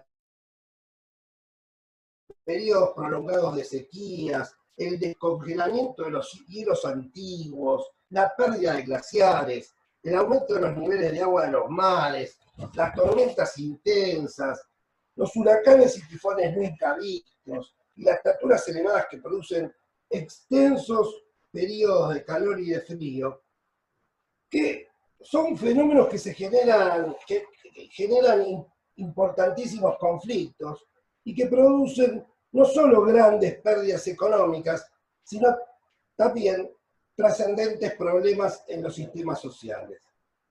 Esta interacción de los eventos climáticos extremos lleva a que las poblaciones afectadas tengan que trasladarse a lugares más seguros a donde puedan esperar a que el temporal pase. Estos desplazamientos como dije, temporales o permanentes, comienzan a tener una significación importante y afectan la dinámica de la vida cotidiana de muchas poblaciones en el mundo. Prescindiendo de cuán cuidadosa sea la forma del uso de los recursos, el crecimiento de la población genera una mayor demanda del ambiente natural y social. Una mayor cantidad de personas significa un mayor uso de energía, un incremento en la demanda de alimentos y de agua potable, una mayor congestión de tránsito, una mayor producción de desechos tóxicos y el incremento de las tensiones que resultan de vivir en ambientes urbanos con estas características. Cuando se habla de los problemas ambientales y de los cambios que se están produciendo en el clima, es importante analizarlos a partir de una mirada interdependiente, abordando estos temas con criterios basados en la interdisciplinariedad. Por eso es muy importante, como les decía, estos encuentros, ¿no? El intercambio interdisciplinario, las distintas perspectivas y miradas enriquecen no solo el tema y el conocimiento del tema, sino la información sobre el mismo. En este sentido, yo quiero hacer la siguiente reflexión y de alguna manera compartirla con todos ustedes. El término medio ambiente, con el cual se utiliza en muchos lugares, se sigue utilizando, desde nuestra perspectiva, digo nuestra porque yo dirijo un equipo de gente con la cual venimos trabajando hace muchos años estos temas, no deja de ser una representación simplificadora del concepto de ambiente, en la medida que separa a las personas de su entorno. Entonces, el ambiente es un sistema complejo que incluye los aspectos ecológicos, sociales, culturales, políticos, económicos, psicológicos, éticos, estéticos y espirituales. Estos factores esenciales e insustituibles para la subsistencia humana y la conservación de la biodiversidad inciden directamente en la estructura y dinámica de las poblaciones y de las comunidades. Esto implica una representación orientada hacia la búsqueda de mejores niveles de vida, materiales y espirituales, y al desarrollo de las potencialidades productivas en una perspectiva sustentable y respetando las características culturales que las diferentes poblaciones quieran mantener como fundamento y sentido de su vida, integrando a la naturaleza y a la humanidad como un todo. Todos somos ambiente. Algunos datos que se han publicado son significativos al respecto y muestran la complejidad del problema y cómo progresivamente genera graves y grandes conflictos en diferentes poblaciones del mundo. Según el Centro de Monitoreo de la ONU, en 2018, 17 millones de personas se tuvieron que desplazar por el cambio climático. En el primer semestre del 2019, 7 millones de personas se desplazaron producto de 950 eventos de desastres naturales en 102 países y territorios.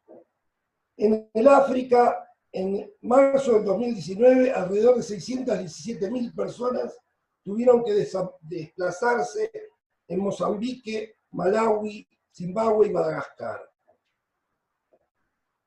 En junio del 2019, en la India, 289.000 personas también por producto de inundaciones tuvieron que desplazarse. Y así hay mucha información de lo que está ocurriendo en el mundo sobre desplazamientos poblacionales y los conflictos que esto conlleva a nivel poblacional, a nivel comunidad, a nivel personal, familiar y personal, de todos aquellos que son afectados por estos conflictos, por estos eventos climáticos extremos producto del cambio climático. Fíjense que Indonesia está pensando en cambiar su capital, ¿no? Están construyendo una nueva capital, o van a construir una nueva Yakarta, ¿no? Debido a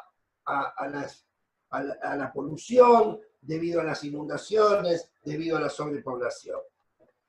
En América del Sur se encuentran ya afectadas por desastres naturales intensificados por cambio climático lluvias incesantes, inundaciones, sequías. Brasil, bueno, en realidad, no voy a andar en esto, todos los países en América del Sur también tienen estos problemas, y hay algunos datos, más allá de los que los compañeros que hablaron antes que yo han marcado, son importantes a tener en cuenta. Quisiera decir que, por ejemplo, en la subregión andina, la fundición de los glaciares compromete la función de los ecosistemas de montaña, amenaza el suministro de agua de grandes ciudades y la seguridad alimentaria de las poblaciones rurales. Estuvimos trabajando en los Andes peruanos y nos encontramos con que ha dejado de nevar en las alturas por la elevación de la temperatura, cosas que uno diría, no, no puede ser. Se están descongelando los glaciares, esto es grave, y las ciudades se van a quedar sin agua. Además, deberíamos incluir los incendios en el Amazonas, los efectos devastadores de los huracanes que ocurrieron en el segundo semestre del 2019, y todo lo acontecido en el 2020, de la mano de la pandemia más importante de la historia humana, porque afectó a todo el planeta en su conjunto.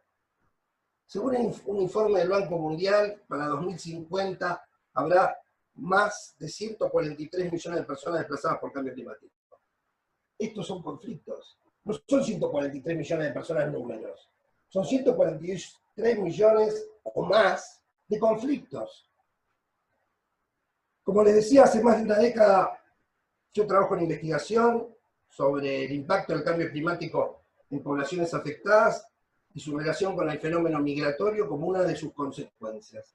Se han realizado en los últimos años 9 estudios de campo con el apoyo de la Organización Internacional para las Migraciones y la Universidad Nacional de 3 de Febrero, en Argentina, en Chubut, en la cuenca del río Luján y en Santiago del Estero, en Brasil, en el Amazonas brasilero, en Chile, en una región que tiene graves problemas de sequías, en Colombia, la selva colombiana, en Ecuador, en zona de la Ares, donde en este momento, desde hace unos años, producto de la elevación de la temperatura de las altas cumbres, se están descongelando los hielos antiguos.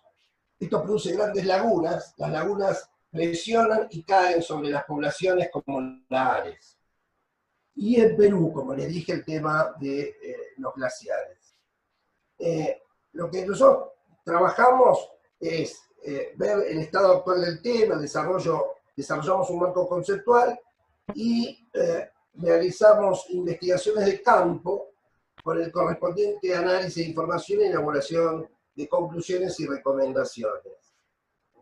Metodológicamente, estos estudios son sobre casos focalizados en los que se indaga la situación psicosocial de la población afectada, la movilidad humana, las estrategias de adaptación y resiliencia ante situaciones climáticas o ambientales extremas, mediante análisis cualitativo en comunidades seleccionadas.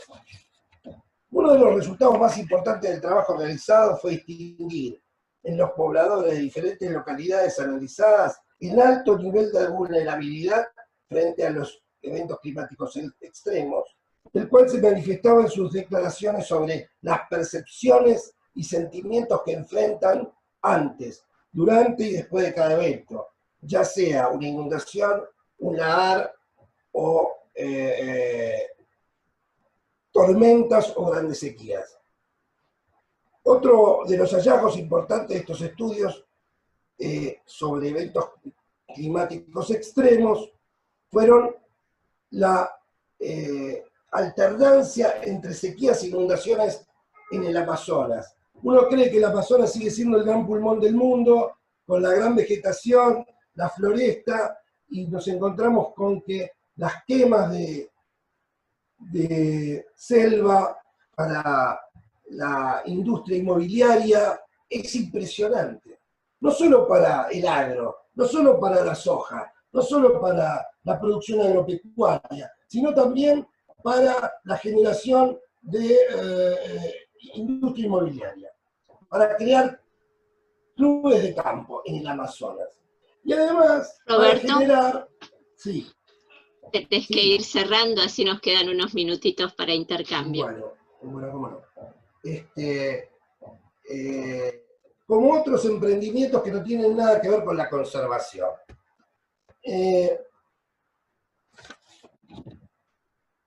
Para cerrar, el trabajo de campo evidenció la existencia de demandas dirigidas a los gobiernos nacionales y locales por la falta de planes de infraestructura, acceso de recursos, en especial tierra y agua, planes de prevención y contingencia, así como de ordenamiento territorial que tenga en cuenta las características ecológicas, geográficas, demográficas, históricas de cada uno de los lugares afectados. Las manifestaciones de los conflictos generados en las poblaciones afectadas por los eventos climáticos extremos se evidencia a partir de una compleja combinación de factores internos y externos. Entre los factores externos más significativos se encuentra la falta de alternancia para los logros ocupacionales, la incertidumbre social sobre el futuro económico, el temor general frente al crecimiento de la inseguridad y la violencia y las necesidades básicas insatisfechas. Entre los externos encontramos o destacamos la frustración de las expectativas de vida, la frustración en la realización personal, la angustia permanente ante la incertidumbre, la convicción de la imposibilidad de la realización ético-valorativa en su lugar de origen. Si acordamos que el ser humano está orientado hacia la búsqueda de metas, objetivos para la satisfacción de sus necesidades, tanto biológicas como cognitivas, y en las regiones donde se producen eventos climáticos extremos, las condiciones para lograr esos objetivos están coartadas por la situación de crisis permanente, producto del cambio climático, la decisión de migrar puede aparecer como una consecuencia de un complejo proceso en el cual el imaginario sociocultural, constituido históricamente, se resquebraja en su proyecto de futuro ante la presencia de una realidad que quiebra las expectativas de realización personal y de seguridad, no solo económica, sino también psíquica y social. Migrar entonces será una alternativa posible para superar esa situación de angustia creada por la incertidumbre que generan los factores mencionados, evitando el derrumbe personal y así intentar escapar de ese entorno que se percibe como sin salida. Esto de alguna manera es una síntesis de una parte de todo un trabajo que se viene desarrollando hace mucho tiempo en distintos países y que nosotros seguimos trabajando y que de alguna manera algunas veces lo publican y algunas veces como participan organismos internacionales no están muy de acuerdo con lo que nosotros decimos sobre lo que hacen los gobiernos, no nos publican. Muchas gracias. Bueno, muchas gracias, Roberto. Bueno, la exposición de Roberto, que le puso un contexto más global, internacional, a la situación que abordamos en la mesa, evidentemente grafica, me parece, de un modo muy claro lo que es el lema del Congreso, ¿no? Que fue Psicología Ambiental en tiempos de crisis civilizatoria. Claramente, y sobre todo algunas palabras tuyas, lo que se percibe sin salida, al cierre, ¿no?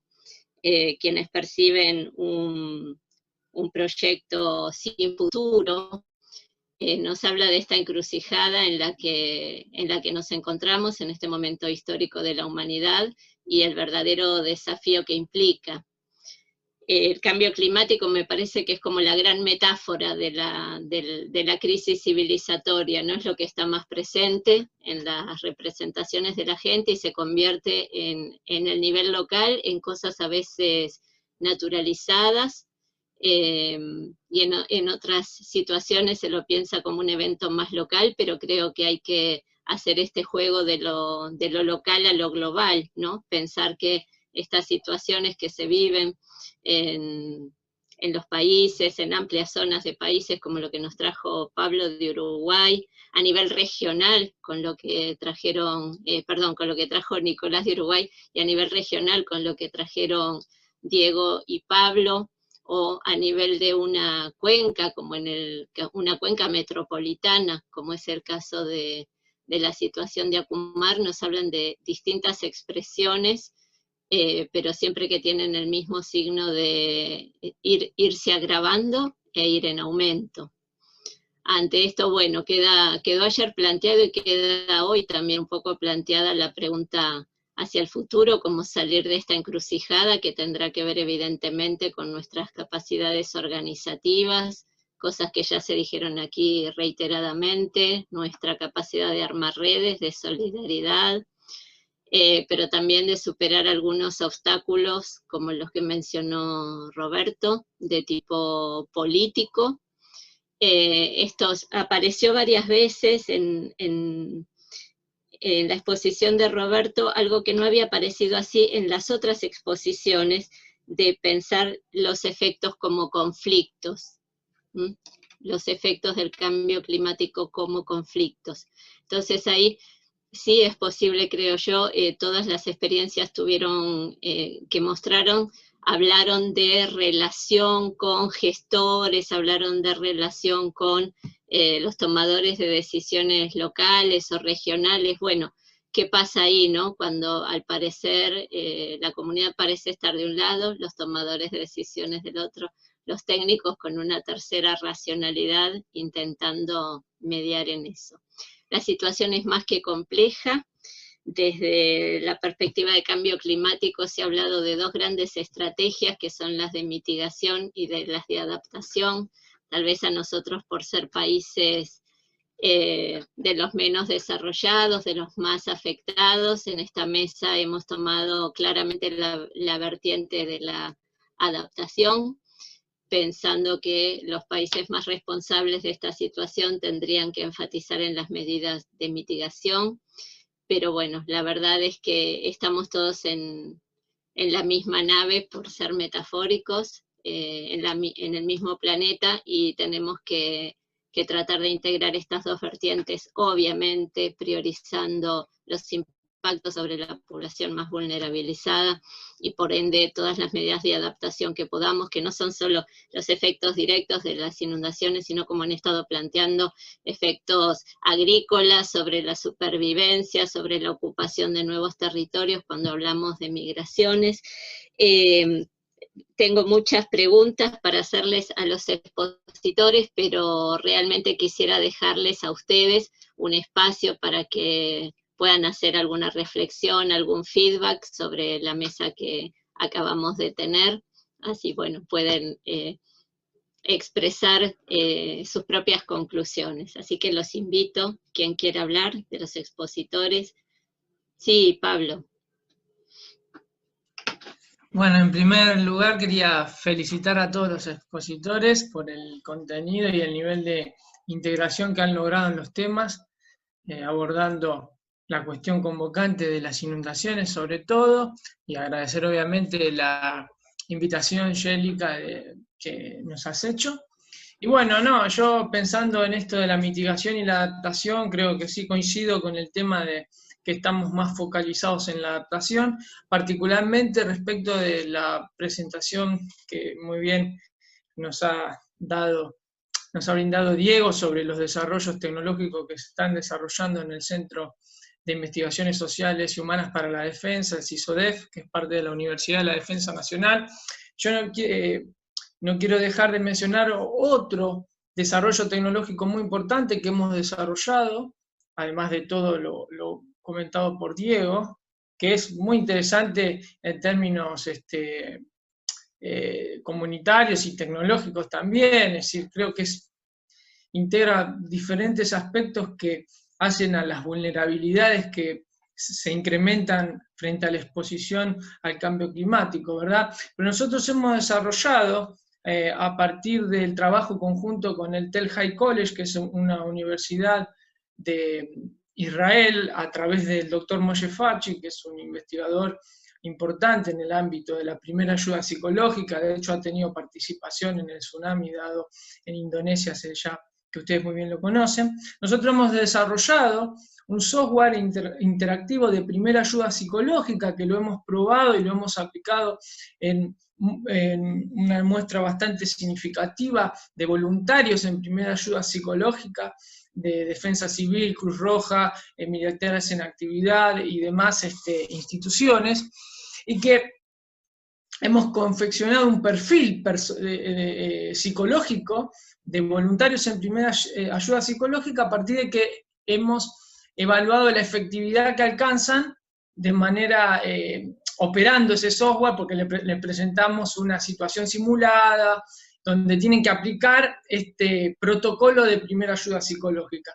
¿Qué significa primera ayuda psicológica? Actuar en el momento de la catástrofe, ¿sí? Tratando de prevenir esa reacción de estrés agudo que surge a las 48 horas del fenómeno y el consecuente trastorno por estrés postraumático posterior, es decir, ya pasados los meses. La idea de este software es ahora nosotros hicimos experimentos y evaluaciones presenciales en los destacamentos de bomberos, de defensa civil y demás, pero la idea ahora es hacer un estudio transcultural aplicando el software pero de manera online. Es decir, estamos terminando de desarrollar la prueba online, hemos desarrollado también, o estamos terminando de desarrollar una capacitación en primera ayuda psicológica que se va a dar de manera online para las diferentes muestras que seleccionemos, y en función de eso, por el momento hemos ya establecido contacto dentro de la red de la cual mencionaba Diego, por ejemplo con la Universidad Federal de Minas Gerais, es decir, de Brasil, para llevar a cabo este estudio, con Perú también, con la Universidad de San Ignacio de Loyola, y la idea es también evaluar otra variable psicológica que es el tema de la autoeficacia. Es decir, si en un proceso de entrenamiento dado, en principio en una primera fase por la capacitación en primera ayuda psicológica y luego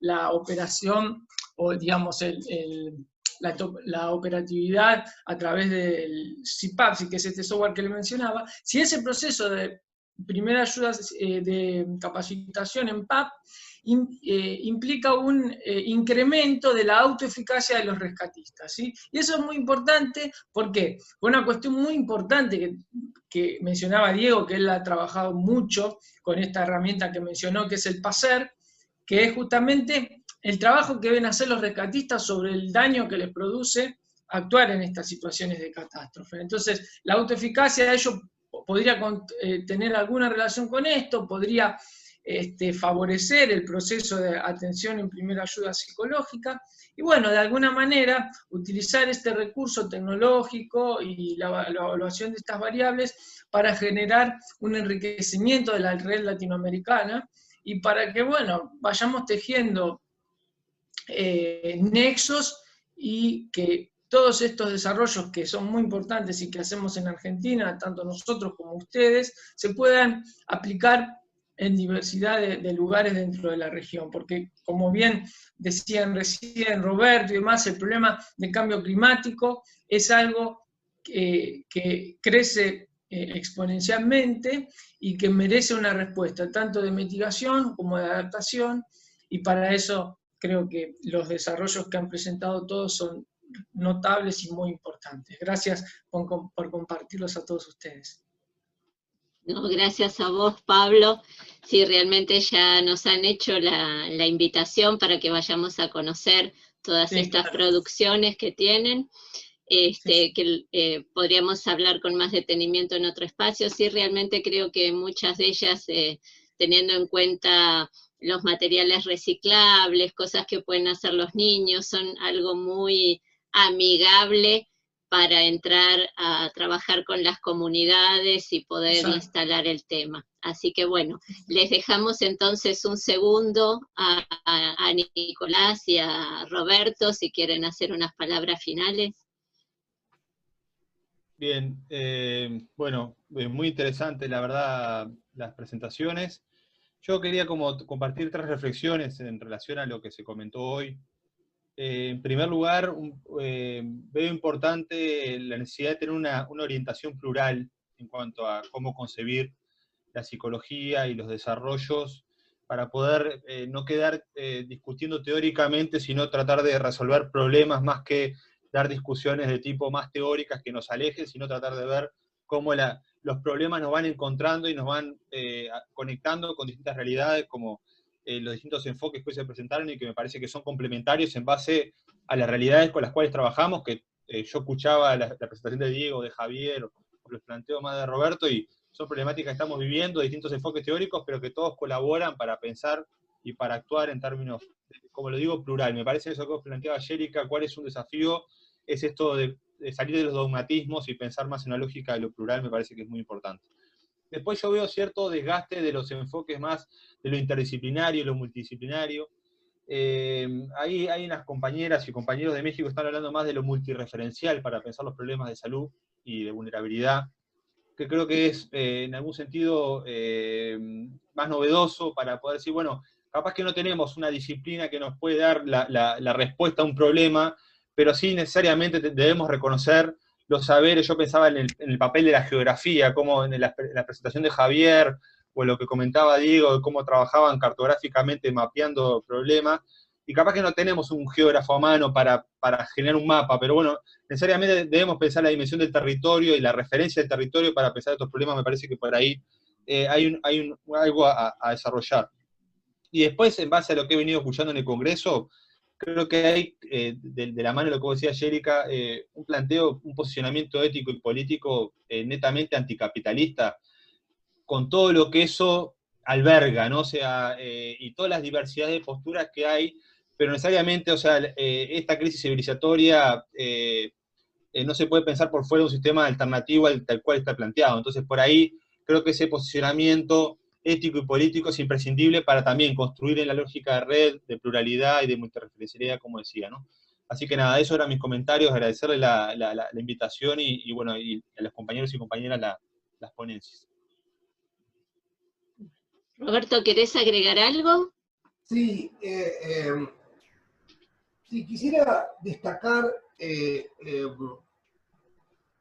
se evidencia que hay por lo menos en todos los estudios que nosotros desarrollamos, y creo que en general, ¿no? Se evidencia una limitada articulación entre la investigación y el conocimiento científico generado por la academia y la toma de decisiones por parte de instituciones públicas vinculadas a la atención sanitaria, a los problemas sociales y económicos, al manejo de cuencas, ordenamiento territorial, todo lo que tiene que ver con estos problemas que se están generando a partir de eventos climáticos extremos producto del cambio climático. Esto nosotros lo encontramos conversando, haciendo entrevistas con especialistas en distintas universidades de América del Sur. Y todos planteaban más o menos lo mismo. Y voy a dar un ejemplo que me parece en ese sentido muy claro. Nosotros participé con un historiador abogado que se dedica al cambio climático, que es de la Universidad de Roraima, participó en el equipo, fuimos entre otros lugares, al Ministerio de Defensa de Brasil, en Brasilia, entrevistamos a uno de los hombres, digamos, que más sabe en Brasil y que trabaja para el gobierno sobre tema de cambio climático vinculado a la energía. Y una de las cosas que yo le planteé fue por qué van a construir 46 represas hidroeléctricas sobre el río Amazonas cuando tienen gente que no tiene agua. Es una cosa ridícula. Le sacan el agua a la gente se queda sin agua no pueden vivir, y se tienen que ir, y eso trae conflictos de toda índole. Y el señor me dijo, bueno, es importante para el Brasil el desarrollo energético en este sentido. Para lo cual le comentamos, bueno, pero hay otras energías que se pueden explotar, energía solar, energía eólica. Y el señor nos dijo, bueno, también la energía del rayo. Esto parecerá cómico, porque nosotros nos reímos. ¿Cómo la energía del rayo? Sí, la energía del rayo. Un rayo produce energía para darle luz a la ciudad de Nueva York durante un año. En Brasil se producen 50 millones de rayos por año, imagínense la cantidad de energía que podemos producir. Le digo, pero eso es ciencia ficción, señor. y nos dijo, mostrándonos un teléfono de última generación, hace 15 años, si yo les hubiera dicho que iba a existir esto, ustedes me hubieran dicho ciencia ficción. Moraleja de la historia, que es un poco más larga, pero la voy a cortar acá porque tiene el sentido que le quiero dar, es nunca, en ningún momento, este señor se vinculó con los problemas que nosotros veníamos a traer de la Amazonia que acabamos de recorrer durante muchos días de trabajo de investigación, con lo cual estuvimos con poblaciones, con problemas, encontrándonos con conflictos, y fuimos a hablar con ellos para ver cómo, con nuestras recomendaciones, podíamos desarrollar programas y políticas para mejorar las condiciones de vida de esta gente que sufre los eventos climáticos extremos. No, están en otra. Entonces, vuelvo y reitero, deberíamos, me parece, incrementar de alguna manera nuestra participación con nuestros trabajos para que las administraciones públicas, para que aquellos que están en los de decisión, tengan en cuenta lo que hacemos para mejorar las condiciones de vida de las poblaciones que sufren esta situación, y en general de todos, porque todos vamos en el mediano y largo plazo a tener problemas vinculados a esta crisis que manifestó Yélica, pero que además se vincula con un conjunto de otros problemas cotidianos y del día a día que para la gente pueden ser importantes. Muchas gracias. Bueno, gracias a vos, Roberto. Estamos, creo que primera vez en días del Congreso realmente desfasados con el horario, porque tenemos que dar ingreso a las personas de la próxima mesa, pero me parece que quedaron muchas cosas por decir, y tal vez puede tener sentido hacer alguna jornada específica sobre el tema en el año entrante para poder discutirlo con más detenimiento, y también, bueno, quedó armado, por supuesto, una red de pensamiento y trabajo para seguir conectándonos y hacer sinergia entre todo lo que estamos haciendo de aquí en adelante, ¿no? Pido disculpas a Javier que no le di las palabras de cierre, pero bueno, tendremos oportunidad, esperemos en el futuro, para seguir intercambiando. Entonces, agradecerles mucho a los expositores. Bueno, gracias por la presencia a todos y todas.